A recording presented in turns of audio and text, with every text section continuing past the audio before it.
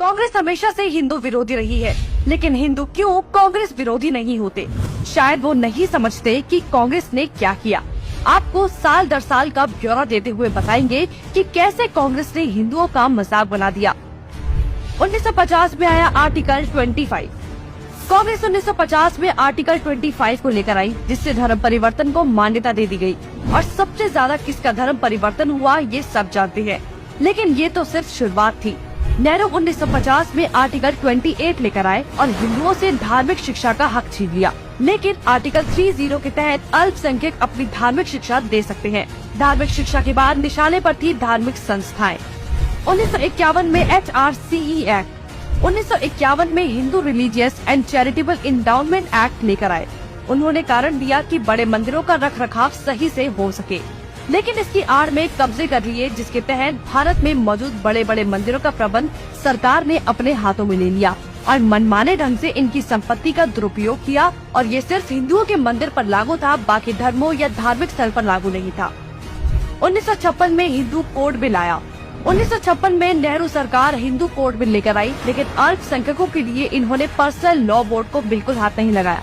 मतलब एक ही है, देश में एक जाति कद संविधान कानून से और दूसरी अपने धर्म के कानून के हिसाब से, और आज भी यूनिफॉर्म सिविल कोड से कतराते हैं।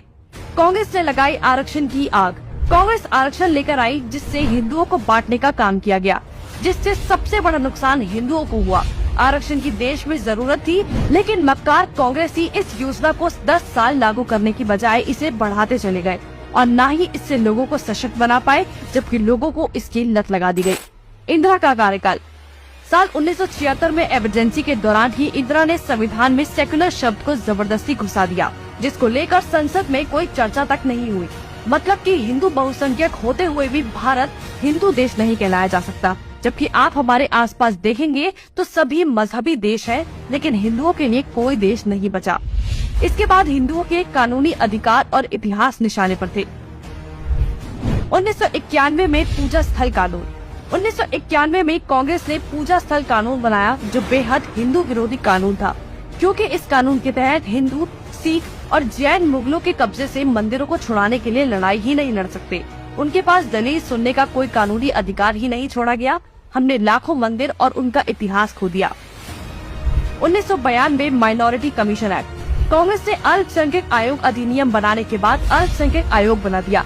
ऐसा करके कांग्रेस ने धर्म विशेष के लोगों को स्पेशल दर्जा तो दिया ही, हिंदुओं को बांट दिया, जिसके तहत सरकार की हर योजना का सबसे ज्यादा फायदा धर्म विशेष के लोगों को ही मिलता है, जिससे कांग्रेस ने सांप को भी मार दिया और लाठी को भी